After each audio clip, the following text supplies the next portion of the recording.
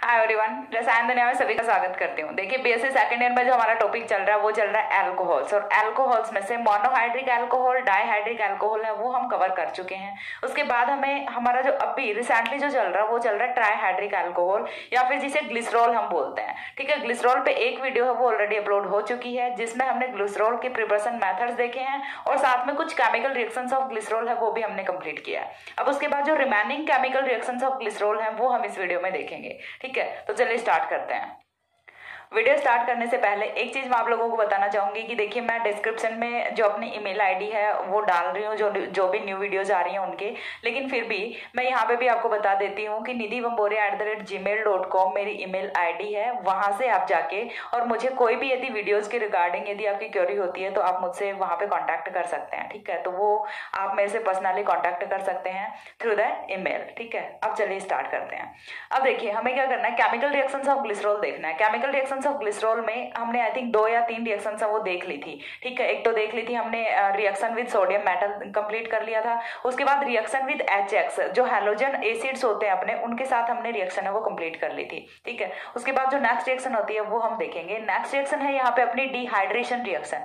Dehydration reaction देखिए, सीधा सा मतलब समझ आता है। डिहाइड्रेशन का मतलब क्या होता है, एलिमिनेशन ऑफ H2O।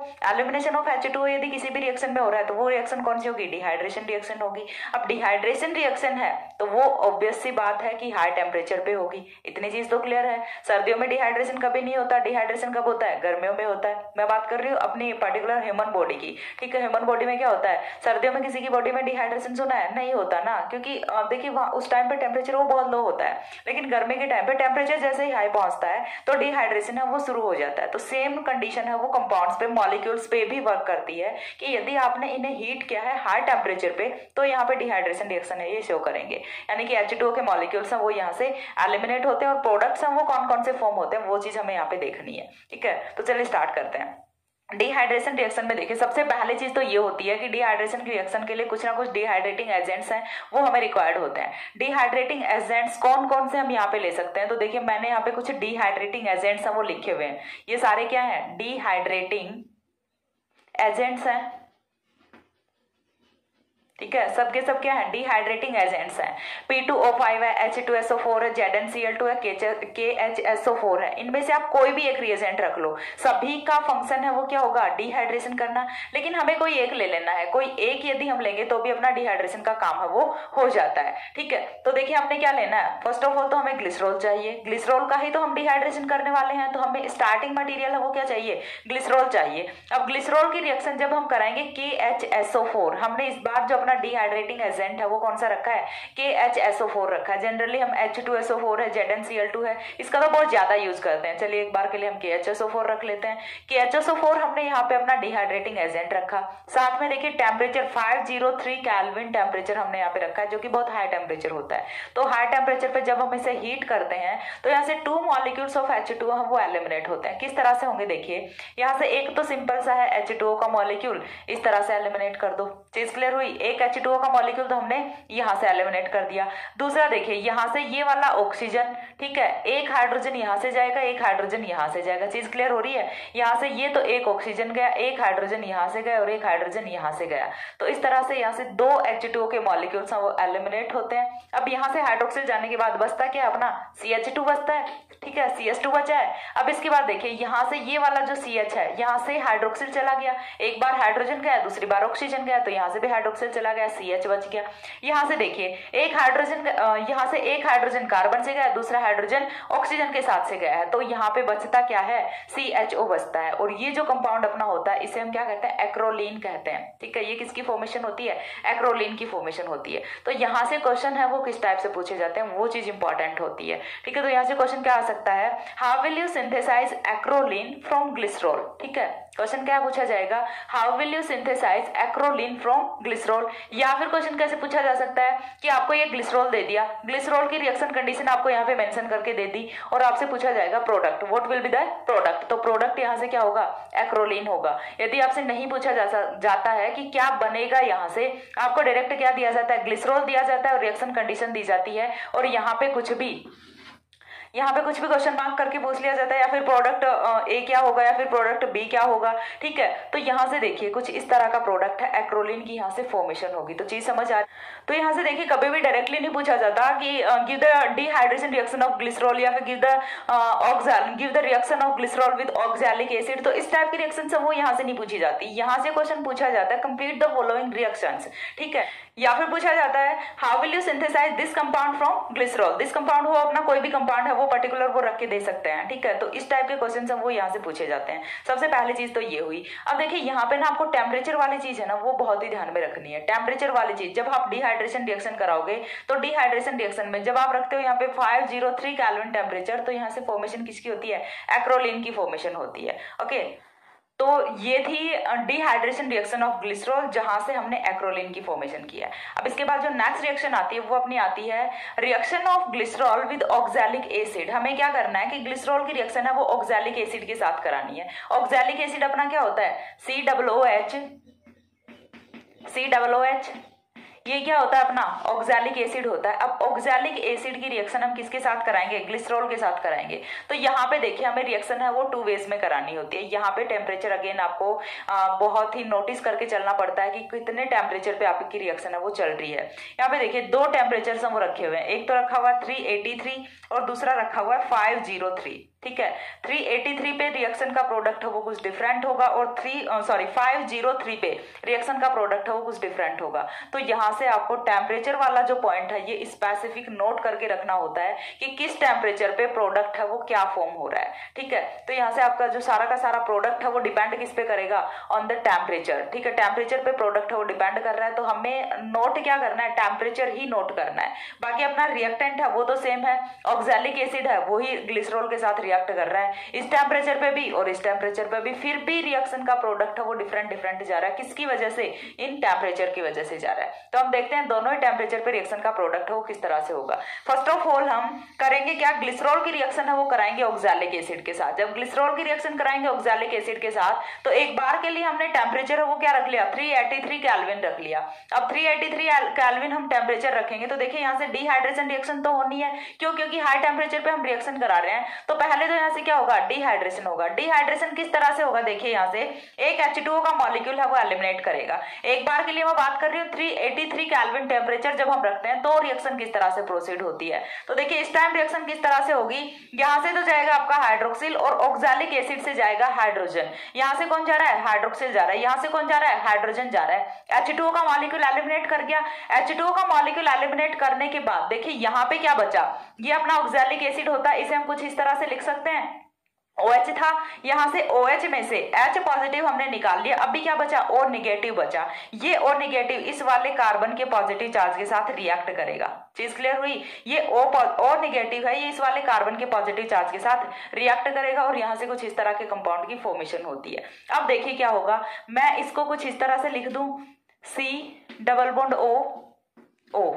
ठीक है, कुछ इस तरह से लिख दो, कोई इश्यू नहीं है। अब हम क्या करेंगे, अगेन 383 केल्विन टेम्परेचर पे इसे हीट करेंगे तो यहाँ से डीकार्बोक्सिलेशन होता है। पहले क्या हुआ, डिहाइड्रेशन हुआ, नेक्स्ट में क्या कर रहे हैं, डीकार्बोक्सिलेशन, यानी कि एक CO2 का मॉलिक्यूल है वो यहाँ से एलिमिनेट करेगा। किस तरह से करेगा, देखिए CO2 का मॉलिक्यूल एलिमिनेट, तो CO2 का मॉलिक्यूल एलिमिनेट है वो करता है कुछ इस तरह से कि यहाँ से देखिए ये वाले बॉन्ड के इलेक्ट्रॉन शिफ्ट करेंगे यहाँ पे।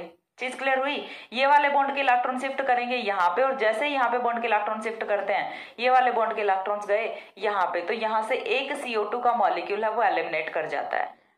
ये वाला बॉन्ड ब्रेक करेगा और बॉन्ड के ब्रेक करते ही यहाँ से देखिए होगा क्या कि ये वाला जो कार्बोक्सिलिक ग्रुप है ये आके अटैक कहाँ पे करेगा, इस वाले कार्बन पे अटैक करेगा। तो यहाँ से देखिए लास्ट में क्या हो रहा है, CH2COOH यहाँ पे बन गया और साथ में अपना CO2 है वो यहाँ से एलिमिनेट हो गया। अब हमें क्या कराना है, अब हमें कराना है हाइड्रोलिसिस। तो हाइड्रोलिसिस कराने से पहले देखेंगे कि ये जुड़ा किस तरह से हुआ है। ठीक है, तो देखिए ये यहाँ से किस तरह से जुड़ा है, C डबल बॉन्ड OH, ऐसे ही तो जुड़ा हुआ है अपना कार्बोक्सिलिक ग्रुप। अब कार्बोक्सिलिक ग्रुप देखिए यहाँ से जब हम हाइड्रोलिसिस कराएंगे तो किस तरह से होगा ना, हाइड्रोलिसिस कराएंगे तो देखिए यहाँ से अगेन फॉर्मेशन किसकी होती है, ग्लिसरॉल की फॉर्मेशन होती है और साथ में फॉर्मिक एसिड की फॉर्मेशन होती है। एक मॉलिक्यूल तो अपना फॉर्म हो गया ग्लिसरॉल का, जो हमने इनिशियली क्या लिया था, ग्लिसरॉल ही लिया था। ग्लिसरॉल ही हमें रिएक्शन के एंड में ऑब्टेन हो जाता है और साथ में फॉर्मेशन किसकी होती है, यहाँ से फॉर्मिक एसिड की फॉर्मेशन होती है। HCOOH अपना क्या होता है, फॉर्मिक एसिड होता है। ठीक है, साथ में फॉर्मेशन किसकी हो गई, फॉर्मिक एसिड की फॉर्मेशन हो गई। तो जब हम 383 केल्विन टेम्परेचर पे रिएक्शन कराते हैं तो यहाँ से फर्स्ट ऑफ ऑल ग्लिसरॉल मोनोऑक्सलेट की फॉर्मेशन होती है, जिसका हम डिकार्बोक्सिलेशन कराते हैं, देन हाइड्रोलिसिस करते हैं, तो यहाँ से ग्लिसरॉल और फॉर्मिक एसिड है वो ऑब्टेन होते हैं। दूसरी रिएक्शन है वो हमें करानी है 503 केल्विन टेम्परेचर पे। 503 केल्विन टेम्परेचर पे जब रिएक्शन कराएंगे तो यहाँ से भी देखिए होगा क्या, H2O ही माइनस होंगे, लेकिन यहाँ से H2O माइनस किस तरह से होते हैं वो चीज हमें देखनी है। यहाँ से देखिए एक H2O का मॉलिक्यूल यहाँ से माइनस हुआ और दूसरा H2O का मॉलिक्यूल है वो यहाँ से माइनस होता है। ठीक है, एक H2O का मॉलिक्यूल माइनस हुआ यहाँ से, दूसरा H2O का मॉलिक्यूल माइनस हुआ यहाँ से। अब दो H2O के मॉलिक्यूल्स हैं वो माइनस हो जाते हैं। ठीक है, यहाँ से माइनस क्या होता है, 2H2O होता है। कहाँ कहाँ से हुए हैं, एक तो यहाँ से हुआ है, दूसरा यहाँ से हुआ है। दो मॉलिक्यूल्स ऑफ H2O यहाँ से एलिमिनेट होने के बाद देखिए साइक्लिक स्ट्रक्चर की यहाँ से फॉर्मेशन होती है। साइक्लिक स्ट्रक्चर किस तरह से बनी, देखिए यहाँ से कौन गया अपना H पॉजिटिव गया, कार्बन ऑक्सीजन पे कौन सा चार्ज बचा, नेगेटिव चार्ज बचा। यहाँ से कौन गया OH नेगेटिव, कार्बन पे कौन सा चार्ज बचा, पॉजिटिव चार्ज बचा। इतनी चीज क्लियर हुई, पॉजिटिव नेगेटिव मिलके बॉन्ड की फॉर्मेशन करेंगे। सेम वे में यहाँ से देखिए कौन गया है, हाइड्रोजन गया है, तो यहाँ पे कौन बचा, नेगेटिव चार्ज बचा। यहाँ से कौन गया, हाइड्रोक्सिल गया, तो यहाँ पे कौन सा चार्ज बचा, पॉजिटिव चार्ज बचा। तो पॉजिटिव और निगेटिव हम वो अगेन रिएक्शन करेंगे। तो यहाँ से देखिए होता क्या है, एक साइक्लिक प्रोडक्ट की फॉर्मेशन होती है। अगेन हम इसे क्या करेंगे, 503 केल्विन टेम्परेचर पे फिर से हीट करेंगे, तो यहाँ से 2 मॉलिक्यूल्स ऑफ CO2 है वो एलिमिनेट होते हैं। किस तरह से होंगे देखिए, यहाँ से ये वाले बॉन्ड के इलेक्ट्रॉन शिफ्ट किए इधर, जैसे ही बॉन्ड के इलेक्ट्रॉन शिफ्ट किए ये वाले बॉन्ड के इलेक्ट्रॉन शिफ्ट करेंगे यहाँ पे, और जैसे ही ये वाले बॉन्ड के इलेक्ट्रॉन यहाँ पे शिफ्ट करेंगे ये वाले बॉन्ड के इलेक्ट्रॉन शिफ्ट करेंगे यहाँ पे। ध्यान से देखिए, यहाँ से ये वाले बॉन्ड के इलेक्ट्रॉन शिफ्ट किए तो इस वाले कार्बन पे चार्ज कौन सा बना, पॉजिटिव चार्ज। ठीक है, अब यहाँ से ये वाले बॉन्ड के इलेक्ट्रॉन इधर शिफ्ट किए, कार्बन डबल बॉन्ड ऑक्सीजन की फॉर्मेशन हो गई, तो ये वाला बॉन्ड ब्रेक होगा, एक CO2 का मॉलिक्यूल तो अपना ये बन गया। ये वाला बॉन्ड ब्रेक होके इलेक्ट्रॉन्स कहाँ पे आए, यहाँ पे again C double bond O, C double bond O, एक और CO2 का मॉलिक्यूल बन गया। तो जैसे ही यहाँ से ये वाले बॉन्ड की फॉर्मेशन हुई, ये वाला बॉन्ड ब्रेक करेगा और जाके इस कार्बोकेटाइन को सेटिस्फाई करेगा और डबल बॉन्ड की फॉर्मेशन करेगा। जो अपना तीसरा एल्कोहलिक ग्रुप है वो एज इट इज रहता है, अनटच्ड रहता है। ठीक है, अब हमारा जो प्रोडक्ट यहाँ से फॉर्मेशन प्रोडक्ट जो हमारा यहाँ से ऑब्टेन हुआ है वो क्या होता है, एलाइलिक अल्कोहल होता है, या फिर जिसे हम एलिल अल्कोहल भी बोल सकते हैं। ठीक है, CH2 डबल बॉन्ड CH2 और आगे हम कुछ भी जोड़ दें, ये अपनी कौन सी यूनिट होती है, एलाइलिक यूनिट होती है। ठीक है, और यदि हम बात करें CH2 डबल बॉन्ड CH और फिर हम कुछ भी जोड़ें तो ये अपनी कौन सी यूनिट होती है, वाइनिल यूनिट होती है। तो वाइनिल और एलिल दोनों में डिफरेंस क्या होता है, एक कार्बन का डिफरेंस होता है। यहाँ पे तो डबल बॉन्ड, वाइनिल में तो डबल बॉन्ड वाले कार्बन से डायरेक्ट फंक्शनल ग्रुप जुड़ा होता है, और एलिल में क्या होता है कि डबल बॉन्ड के बाद एक और sp3 हाइब्रिडाइज्ड कार्बन होता है जिसपे अपना कोई भी फंक्शनल ग्रुप है वो जुड़ा होता है। तो ये अपना यहाँ से एलाइलिक अल्कोहल की फॉर्मेशन होती है। तो जब हम ग्लिसरॉल की रिएक्शन कराते हैं 383 केल्विन टेम्परेचर पे ऑक्सैलिक एसिड के साथ, तो यहाँ से प्रोडक्ट है वो ग्लिसरॉल प्लस फॉर्मिक एसिड बनता है। जब हम ग्लिसरॉल की रिएक्शन कराते हैं ऑक्सैलिक एसिड के साथ 503 केल्विन टेम्परेचर पे, तो यहाँ से जो प्रोडक्ट ऑब्टेन होता है वो अपना होता है एलाइलिक अल्कोहल। ठीक है, तो ग्लिसरॉल से एलाइलिक अल्कोहल की फॉर्मेशन कैसे करेंगे, on the reaction with oxalic acid. ठीक है, तो चीज क्लियर हुई कि यदि हमें फॉर्म करना है ग्लिसरॉल से एलाइलिक अल्कोहल तो हम क्या करेंगे कि ग्लिसरॉल की रिएक्शन है वो किसके साथ कराएंगे, ऑक्सैलिक एसिड के साथ कराएंगे, तो यहाँ से एलाइलिक अल्कोहल की फॉर्मेशन होती है। ये हो गई अपनी ऑक्सैलिक एसिड के साथ रिएक्शन और डिहाइड्रेशन रिएक्शन। अब इसके बाद जो नेक्स्ट रिएक्शन आती है वो हम डिस्कस करते हैं, एसाइलेशन रिएक्शन डिस्कस कर लेते हैं। ठीक है, तब तक एक बार इसका स्क्रीनशॉट लीजिए। हो गया। इसके बाद देखिए नेक्स्ट रिएक्शन जो हमारी आती है वो आती है एसाइलेशन रिएक्शन। तो हमें क्या करना है, एसाइलेशन कराना है। एक बार के लिए ग्लिसरॉल ना मान के आप अल्कोहल मानिए, और अल्कोहल की जब हम एसाइलेशन रिएक्शन कराते हैं तो वहां से प्रोडक्ट कौन सा ऑब्टेन होता है, ऑलवेज एस्टर ऑब्टेन होता है। और एसाइलेशन रिएक्शन में हम रिएक्शन किसके साथ कराते हैं, या तो एसाइल क्लोराइड के साथ, या फिर दूसरा कंपाउंड हम क्या ले सकते हैं, एसिटिक एनहाइड्राइड ले सकते हैं। दोनों में से कोई भी एक कंपाउंड लेते हैं तो एसाइलेशन रिएक्शन होती है, और एसाइलेशन रिएक्शन का प्रोडक्ट है वो क्या होता है, एस्टर्स हैं वो एसाइलेशन रिएक्शन के प्रोडक्ट होते हैं। ठीक है, तो हमें नेक्स्ट रिएक्शन करानी है एसाइलेशन रिएक्शन, एसाइलेशन या फिर एसिटाइलेशन, एसाइलेशन और एसिटाइलेशन रिएक्शन। जब हम ये रिएक्शन कराते हैं तो हमें इनिशियली क्या लेना है, अपना ग्लिसरॉल लेना है, CH2OH, CHOH, CH2OH। रिएक्शन किसके साथ कराएंगे हम? यहाँ पे रिएक्शन हमें करानी है वही असाइल क्लोराइड के साथ या फिर एसिटिक एनहाइड्राइड के साथ। तो मैं यहाँ पे असाइल क्लोराइड के साथ रिएक्शन करा देती हूँ। असाइल क्लोराइड के साथ रिएक्शन कराएंगे तो देखिए यहाँ से 3 मॉलिक्यूल्स हैं, वो हम ले लेते हैं CH3 C double bond O Cl के। ठीक है, ये अपना क्या हो गया, असाइल क्लोराइड हो गया। अब देखिए यहाँ से होना क्या है, 3 मॉलिक्यूल्स ऑफ HCl है वो एलिमिनेट करेंगे, माइनस क्या होगा 3HCl। यहाँ से क्लोरीन जाएगा, यहाँ से हाइड्रोजन, यहाँ से क्लोरीन, यहाँ से हाइड्रोजन, यहाँ से क्लोरीन, यहाँ से hydrogen. 3 molecules of HCl will be eliminated and after it देखिए यहाँ से क्या होना है, फिर यहाँ से H पॉजिटिव गया, ऑक्सीजन पे चार्ज नेगेटिव, यहाँ पे भी नेगेटिव, यहाँ पे भी नेगेटिव, हर जगह नेगेटिव आ गया। यहाँ से क्लोरीन जाने के बाद कार्बन पे पॉजिटिव पॉजिटिव पॉजिटिव, और हर एक पॉजिटिव और नेगेटिव के बीच में बॉन्ड की फॉर्मेशन कर देनी है, सिंपल सा करना है। तो देखिए यहाँ से हम क्या करेंगे, CH2O, ऑक्सीजन हमारा है यहाँ पे O, C double bond O CH3। ठीक है, अगेन देखिए CHO C double bond O CH3 and again CH2O C double bond O CH3। ठीक है, तो यहां से फॉर्मेशन किसकी हुई, ग्लिसरॉल ट्राई एसीटेट की फॉर्मेशन होती है। ठीक है, ये अपना क्या है, ग्लिसरॉल ट्राई एसीटेट। फॉर्मेशन किसकी हुई है, ग्लिसरॉल ट्राई एसीटेट की फॉर्मेशन हुई है। तो इस तरह से हम ग्लिसरॉल से फॉर्म कर सकते हैं ग्लिसरॉल ट्राई एसीटेट। तो ये होती है अपनी एसिटाइलेशन रिएक्शन। एक और दूसरा वे होता है ग्लिसरॉल ट्राई एसीटेट फॉर्म करने का, वो कौन सा होता है, देखिए हमने इससे पहले वाले रिएक्शन है वो किसके साथ देखी थी, ऑक्सैलिक एसिड के साथ ग्लिसरॉल की रिएक्शन देखी थी। ऑक्सैलिक एसिड कौन सा होता है, डाइकार्बोक्सिलिक एसिड होता है। यदि हम मोनोकार्बोक्सिलिक एसिड के साथ रिएक्शन कराते हैं, नेक्स्ट रिएक्शन हम देखते हैं reaction with monocarboxylic acids.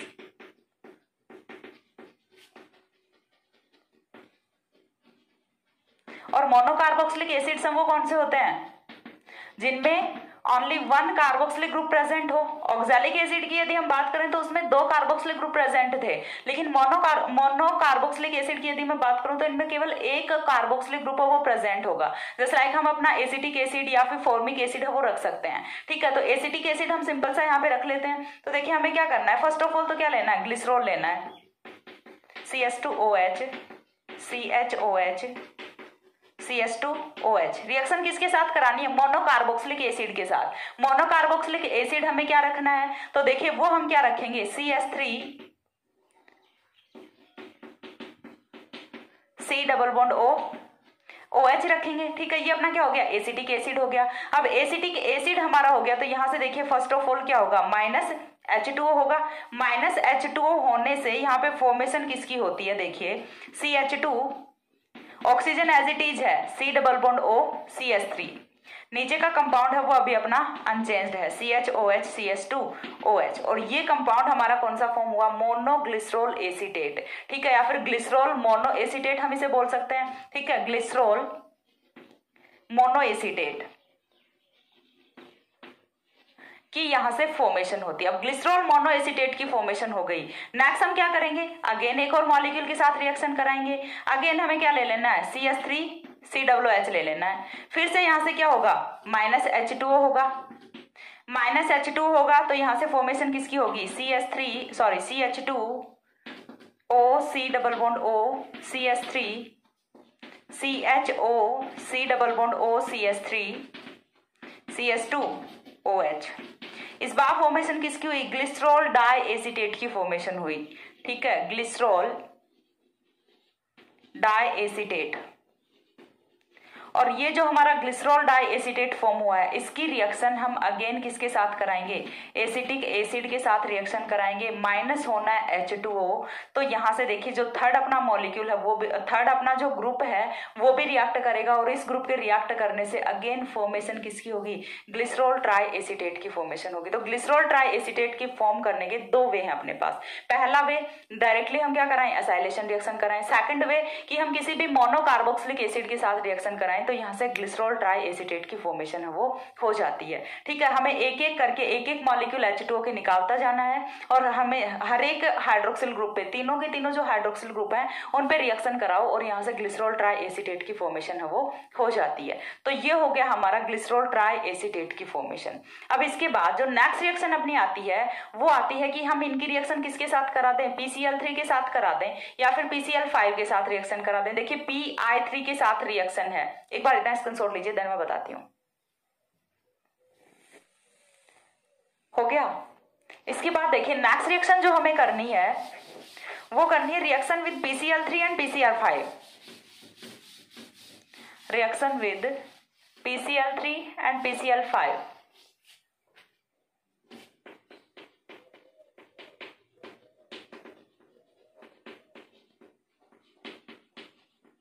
PCl3 और PCl5 के साथ रिएक्शन है वो किस तरह से होगी, और सेम ही रिएक्शन है वो किसके लिए होगी, PBr3 और PBr5 के लिए। इन दोनों के लिए रिएक्शन है वो सेम होती हैं और PI3 के लिए रिएक्शन है वो यहां से डिफरेंट होती है।